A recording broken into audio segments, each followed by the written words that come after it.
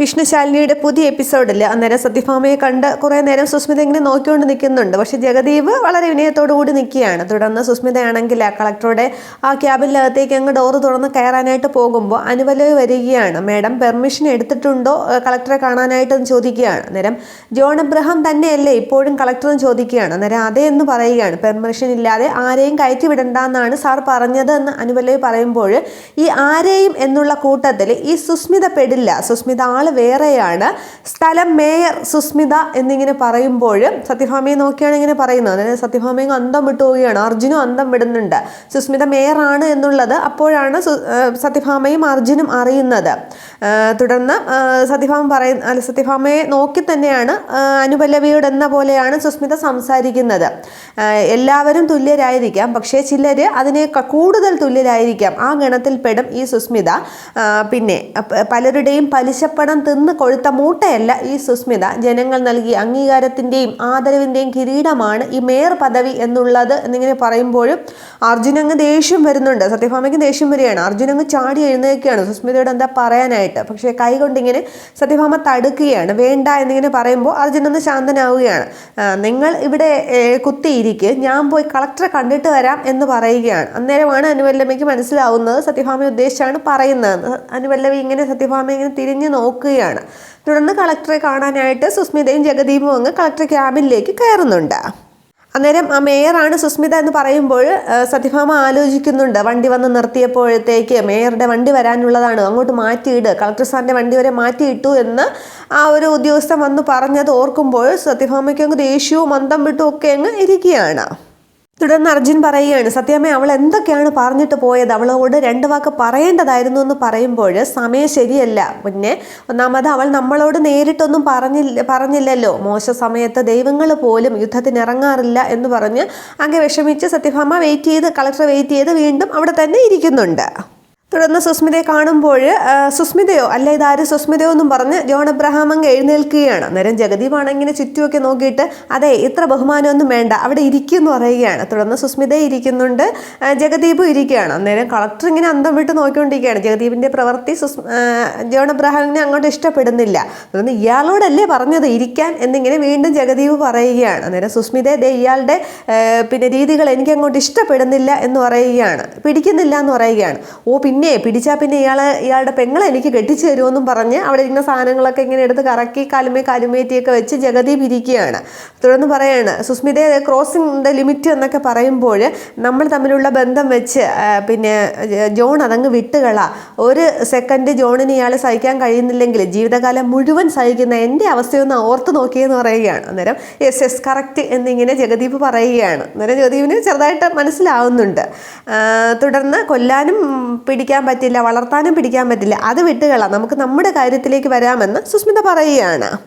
തുടർന്ന് പുറത്തിരിക്കുന്ന കൂട്ടരെ വന്നിരിക്കുന്നത് കണ്ടില്ലേ എന്നൊക്കെ കളക്ടറോട് സുസ്മിത ചോദിക്കുമ്പോൾ ഞാൻ തന്നെയാണ് അവരെ വെയിറ്റ് ചെയ്യിപ്പിച്ചിരുത്തിയത്, കാര്യമൊന്നും ഉണ്ടായിട്ടല്ല, മഹാറാണിയായ സത്യഭാമ ആർക്കും വേണ്ടി വെയിറ്റ് ചെയ്യാതിരിക്കുകയല്ലേ, അപ്പോൾ എനിക്ക് വേണ്ടി കുറച്ച് വെയിറ്റ് ചെയ്തിരിക്കട്ടെ എന്ന് ഞാൻ കരുതി എന്നിങ്ങനെ ജോൺ പറയുമ്പോൾ ഇത്രയും കണ്ണിന് കുളിർമയുള്ള കാഴ്ചയൊക്കെ നൽകുന്ന ജോണിന് ഞാൻ എന്ത് പാരിതോഷികമാണ് നൽകേണ്ടത്, എന്ത് നന്മയാണ് എന്ത് പ്രതിഫലമാണ് തരേണ്ടത്, നല്ലത് കാര്യം എന്നൊക്കെ പറയുമ്പോൾ പിന്നെ ജഗദീപം കിടക്കി എറിയുകയാണ്. അയ്യോ സുസ്മിത അങ്ങനെ പറയരുത്, ഈ പുളുന്താൻ കളക്ടറെ കൊണ്ട് ഒന്നും കഴിയില്ല എന്ന് സുസ്മിത ഇന്നലെ കൂടി പറഞ്ഞതല്ലേ ഉള്ളൂ. ഹോട്ടലും സത്യഭാമയുടെ ഹോട്ടലും റെസ്റ്റോറൻറ്റും പിന്നെ പലിശ പിരിവും ഒക്കെ റിയൽ എസ്റ്റേറ്റും ഒക്കെ പൂട്ടിക്കാനായിട്ട് ഈ പുളുന്താൻ്റെ ഈ മണുകുണാഞ്ചൻ്റെ അണ്ണാക്കിലേക്ക് ഇനിയും ലക്ഷങ്ങൾ തള്ളണ്ടേ എന്നൊക്കെ സുസ്മിത പറഞ്ഞില്ലേ ചോദിക്കുകയാണ്. അന്നേരം സുസ്മിത അങ്ങ് വല്ലാതാവുകയാണ്. ഇതൊക്കെ കേട്ട് അന്തം വിട്ട് ജോൺ എബ്രഹാം ഇരിക്കുകയാണ്. അന്നേരം ഞാൻ അങ്ങനെയൊന്നും പറഞ്ഞില്ല എന്നിങ്ങനെ സുസ്മിത പറയുകയാണ്. അന്നേരം പറഞ്ഞു പിന്നെ കള്ളും പെണ്ണും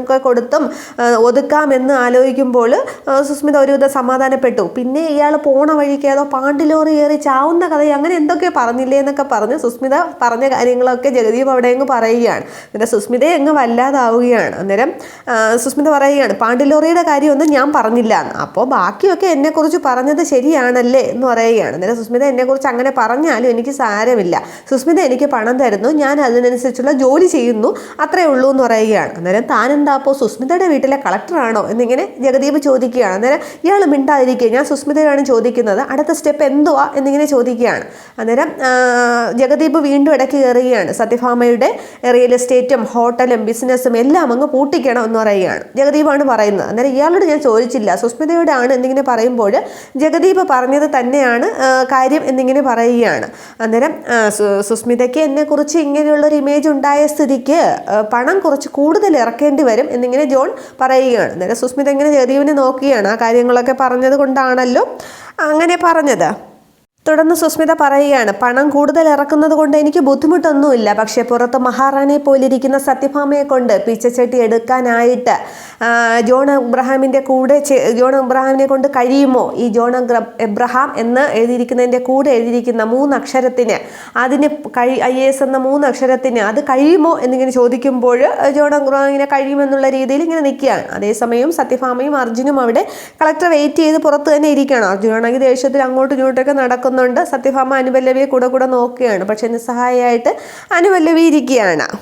തുടർന്ന് അനുപല്ലവി സത്യഭാമയുടെ അടുത്തേക്ക് വരികയാണ്. സത്യാമ്മയെ, ഞാൻ സത്യം പറയുന്നത് കൊണ്ട് ഒന്നും തോന്നരുത് എന്ന് പറയുകയാണ്. അന്നേരം എന്താ കാര്യം എന്ന് ചോദിക്കുമ്പോൾ കളക്ടർ നിങ്ങൾക്ക് കാണാനായിട്ട് പെർമിഷൻ തരുമെന്ന് തോന്നുന്നില്ല എന്ന് പറയുമ്പോൾ അർജുൻ ചോദിക്കുകയാണ്, അപ്പോൾ വെയിറ്റ് ചെയ്യാനായിട്ട് പറഞ്ഞില്ലേ? അന്നേരം പറഞ്ഞു, അത് ശരി തന്നെയാണ്, പക്ഷേ സത്യാമ്മയെ കാത്തിരുത്തി പിന്നെ മുഷിപ്പിക്കാൻ വേണ്ടി, അപമാനിക്കാൻ വേണ്ടിയാണെന്നാണ് എനിക്ക് തോന്നുന്നതെന്ന് പറയുമ്പോൾ അതിന് ഞാൻ അയാളെ കണ്ടിട്ട് പോലും ഇല്ലല്ലോ, പിന്നെന്തിനാ എന്നോട് എന്നിങ്ങനെ സത്യഭാമ ചോദിക്കുമ്പോൾ അത് കളക്ടറുടെ കൂട്ടുകെട്ടൊക്കെ അങ്ങനെ തന്നെയാണ്. അഴിമതിക്കാണ് മുൻതൂക്കം കൊടുക്കുന്നത്. ഇപ്പോൾ തന്നെ ആർക്കാണ് മുൻതൂക്കം കൊടുത്തതെന്ന് സത്യഭാമ കണ്ടില്ലേ എന്നിങ്ങനെ ചോദിക്കുകയാണ്. അന്നേരം ദേഷ്യപ്പെട്ട് അർജുൻ ഇങ്ങനെ, എന്നോ ഞാനൊന്ന് ചോദിക്കട്ടെ എന്നും പറഞ്ഞ് അകത്തേക്ക് കയറാൻ പോവുകയാണ്. അന്നേരം വേണ്ടാന്ന് പറയുകയാണ് സത്യഭാമ.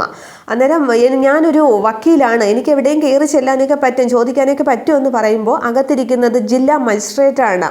IAS എന്ന് പറയുന്നത് വെറുതെ കിട്ടുന്ന സ്ഥാനമൊന്നുമല്ല, ഒരു ഒപ്പ് കണ്ട് തന്നെ അയാൾ നമ്മളെ ഇത്രയും ബുദ്ധിമുട്ടിച്ചത് കണ്ടില്ലേ എന്നിങ്ങനെ സത്യഭാമ പറയുമ്പോൾ അവൻ മാത്രമേ ഉള്ളൂ ഇവിടെ കളക്ടർ എന്നും പറഞ്ഞ് അർജുനെ ദേഷ്യപ്പെടുകയാണ്. അന്നേരം സത്യഭാമ ഒരു നിമിഷം ശാലിനിയെ ഓർക്കുകയാണ്.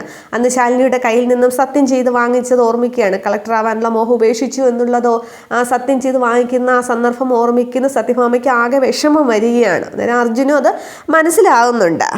തുടർന്ന് അനുപല്ലവി തന്നെ സ്വയം പരിചയപ്പെടുത്തുന്നുണ്ട്. എന്നെ മനസ്സിലായോ സത്യാമ്മയ്ക്ക് അറിയാവുന്ന ഫോറസ്റ്റ് ഓഫീസർ ഒരു പേര് പറഞ്ഞിട്ട് അദ്ദേഹത്തിൻ്റെ മകളാണ്, സത്യാമ്മയുടെ റെക്കമെൻഡേഷനിലാണ് എനിക്ക് ജോലി കിട്ടിയത് എന്ന് പറയുകയാണ്. അന്നേരം ഇപ്പോൾ എങ്ങനെ പോകുന്നു എന്ന് ചോദിക്കുമ്പോൾ ആദ്യം താൽക്കാലിക പോസ്റ്റിലാണ് കയറിയത്, ഇപ്പോൾ സ്ഥിരമായി, ആദ്യത്തെ ശമ്പളവും വാങ്ങിച്ചു എന്ന് പറയുകയാണ്. തുടർന്ന് എന്നോടൊന്നും തോന്നരുത് എന്നിങ്ങനെ പറയുമ്പോൾ മോൾക്ക് ഞാൻ പഠിക്കാനായിട്ട് ഞാനൊരു പാഠം പറഞ്ഞു തരാം, ഇപ്പോഴെങ്കിലും നീ ഇത് മനസ്സിലാക്കിയാൽ വിജയിക്കും. നിന്നെ കൈപിടിച്ചുയർത്തിയ കൂടെ നിന്നവരെയും സഹായിച്ചവരെയും ഒക്കെ നീ മറന്നേക്കണം. വഞ്ചകന്മാരാണെങ്കിലും വിജയിക്കുന്നവരുടെ കൂടെ തന്നെ നിൽക്കണം, എങ്കിലേ മുന്നോട്ട് പോകാനായിട്ട് സാധിക്കുകയുള്ളൂ എന്ന് പറഞ്ഞിട്ട് അർജുൻ വാ പോകാമെന്ന് പറഞ്ഞിട്ട് അർജുനെയും വിളിച്ചുകൊണ്ട് സത്യഭാമ അവിടെ നിന്ന് ഇറങ്ങുകയാണ്.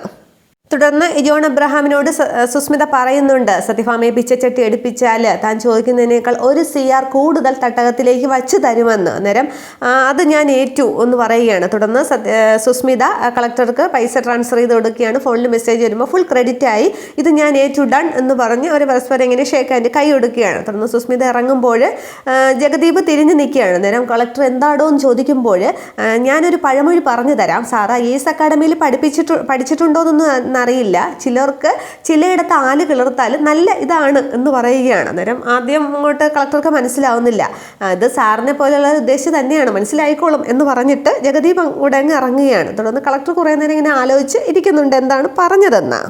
തുടർന്ന് സത്യഭാമ കളക്ടറേറ്റിൻ്റെ എൻട്രൻസിലേക്ക് ഇറങ്ങുമ്പോൾ മേയറുടെ വണ്ടി കിടക്കുന്ന കാണുമ്പോൾ സത്യഭാമയ്ക്ക് ആകെ ദേഷ്യമാണ്. തുടർന്ന് അർജുനാണെങ്കിൽ ഫോൺ എടുത്ത് ഡ്രൈവറെ വിളിക്കുന്നുണ്ട് എൻട്രൻസിനടുത്തേക്ക് വണ്ടി കൊണ്ടുവരാനായിട്ട്. പക്ഷേ മേയറുടെ വണ്ടി ഇവിടെ കിടക്കുന്നു, സത്യഭാമയുടെ വണ്ടി എവിടെയോ പാർക്ക് ചെയ്തിരിക്കുകയാണ്. തുടർന്ന് സത്യഭാമ കുറച്ച് മുന്നോട്ട് നടക്കുമ്പോൾ സത്യമ്മ സുരേഷ് ഇപ്പോൾ വണ്ടി കൊണ്ടുവരും, വെറുതെ വെയിൽ കൊള്ളണ്ട എന്ന് പറയുമ്പോൾ ഈ സത്യഭാമ തീയിൽ കുരുത്തവളാണ്, എന്നെ ആരും അങ്ങനെ പൊള്ളിക്കാൻ നോക്കണ്ട എന്നും പറഞ്ഞ് മേയറുടെ വണ്ടിയും നോക്കി ഇങ്ങനെ ആകെ ദേഷ്യത്തിൽ നിൽക്കുകയാണ്. അന്നേരം സത്യഭാമയുടെ ഡ്രൈവർ വണ്ടിയായിട്ട് വരുന്നുണ്ട്. കയറി സത്യാമ്മ എന്ന് പറയുമ്പോൾ ദേഷ്യത്തോടു കൂടിയാണ് ഭാമ കയറുന്നത്. തുടർന്ന് അവരവിടെ നിന്ന് പോവുകയാണ്. തുടർന്ന് സത്യഭാമയും അർജുനും കൂടി വീട്ടിലെത്തുമ്പോഴേക്കും അവിടെ ഹാളിൽ രോഹിത്തും ശ്യാമയും പൊന്നിയും രമണൻ പിള്ളയും രാഘവൻ നായരും ഒക്കെ ഉണ്ട്. അന്നേരം രോഹിത്തിൻ്റെ ഒരു ഫോൺ വരികയാണ്. അന്നേരം ഹോട്ടലിലോ അവരവിടെയും എത്തിയോ എന്നിങ്ങനെ ഫോണിൽ രോഹിത്ത് സംസാരിക്കുകയാണ്. അന്നേരം എന്താ മോനെ എന്നിങ്ങനെ രാഘവൻ നായർ ചോദിക്കുമ്പോഴാണ് സത്യഭാമയും അർജുനും കൂടി അകത്തേക്ക് വരുന്നത്. തുടർന്ന് മുത്തശ്ശി പിന്നെ വല്യച്ഛൻ എവിടെ എന്നിങ്ങനെ ചോദിക്കുകയാണ്. അന്നേരം കുഞ്ഞിൻ്റെ ആ ചോദ്യം കേട്ട് സത്യഭാമയ്ക്ക് വിഷമമാവുകയാണ്. തുടർന്ന് സത്യഭാമ കുഞ്ഞിനെ മാറ്റിയിട്ട് അങ്ങോട്ട് ആ സെറ്റിയിലോട്ട് ഇരിക്കുകയാണ്.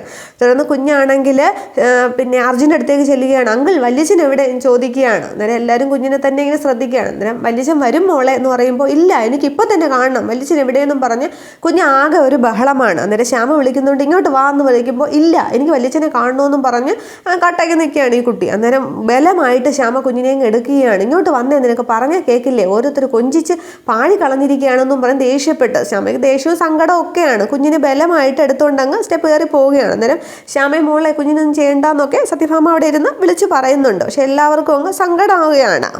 തുടർന്ന് എന്തായി മോനെ കാര്യങ്ങളെന്നിങ്ങനെ രാഘവൻ നായർ ചോദിക്കുമ്പോൾ അയാൾ കരുതി കൂട്ടി തന്നെയാണ് പിന്നെ അറസ്റ്റ് രേഖപ്പെടുത്തിയിട്ട് പോലും ഇല്ല എന്ന് പറയുമ്പോൾ അതൊക്കെ എങ്ങനെ ചെയ്യാൻ കഴിയുമെന്നിങ്ങനെ രാഘവൻ നായർ ചോദിക്കുകയാണ്. അതായത് 24 മണിക്കൂറിൽ കരുതൽ തടങ്കലിൽ വെക്കാം.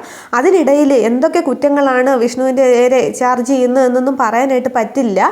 പിന്നെ വ്യക്തിവൈരാഗ്യം കൂടി ഉള്ളത് കൊണ്ട് എന്തും ചെയ്യും. പിന്നെ 2 ദിവസം കോടതി അവധിയാണ് എന്നൊക്കെ പറയുമ്പോൾ അപ്പോൾ 2 ദിവസം വിഷ്ണു ജയിലിൽ കിടന്നേ മതിയാവും അല്ലേ എന്നിങ്ങനെ രാഘവൻ നായർ ചോദിക്കുകയാണ്. നേരം അതേ പറ്റൂ എന്നിങ്ങനെ അർജുൻ പറയുകയാണ്. നേരം കരുതി കൂട്ടി തന്നെയാണ് ആ SI എല്ലാം ചെയ്യുന്നതെന്ന് രോഹിത്ത് ശരിയാക്കുകയാണ്. തുടർന്ന് രാഘവൻ നായർ പറയുകയാണ് അപ്പോൾ നിയമം വിട്ടുള്ള കളിയാണല്ലേ അങ്ങനെയാണെങ്കിൽ ബാക്കി ഞാൻ നോക്കിക്കോളാം ഭാമയെ ഞാൻ ഇറങ്ങാം എന്ന് പറഞ്ഞിട്ട് രാഘവൻ നായർ ആ സ്റ്റിക്കൊക്കെ കുത്തി ഇങ്ങനെ ദേഷ്യത്തോടു കൂടി ചാടി അങ്ങോട്ട് എഴുന്നേൽക്കുകയാണ്. അന്നേരം വേണ്ട രാഘവേട്ടനും കൂടി പോയാൽ എന്തെങ്കിലും കള്ളക്കേസുണ്ടാക്കി അയാൾ വീണ്ടും ലോക്കപ്പിലിടും. അപ്പോൾ എൻ്റെ 2 കൈയും കാലും തളർന്നതുപോലെയാവും. വേണ്ട നമുക്ക് നിയമത്തിൻ്റെ വഴിയെ തന്നെ നോക്കാം എന്നിങ്ങനെ സത്യഭാമ പറയുകയാണ്. തുടർന്ന് രോഹിത്ത് പറയുകയാണ് വിഷ്ണുവിൻ്റെ കാര്യം മാത്രമല്ല സത്യമേ പ്രശ്നം നമ്മുടെ എല്ലാ സ്ഥാപനങ്ങളിലും റെയ്ഡ് നടന്നുകൊണ്ടിരിക്കുകയാണ്.